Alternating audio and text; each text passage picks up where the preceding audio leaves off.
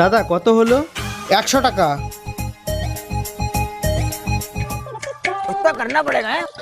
বন্ধু, গার্লফ্রেন্ডে খাওয়াতে নিয়ে আইছি, 100 টাকা শর্ট পড়ছে, দে না। হট, ডেলি ডেলি তোর এত কিসের টাকা চাও রে? আমি দিতে পারবো না টাকা পয়সা। এ দোষ, মান সম্মানের ব্যাপার দোষ, দে না দোষ, আর চাবো না তোর কাছে। তুইও পারিস, নে ধর। भिखारी साला। থ্যাংক ইউ দোষ, থ্যাংক ইউ।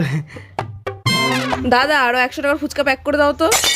আমা কাম সাথে দে কি করি।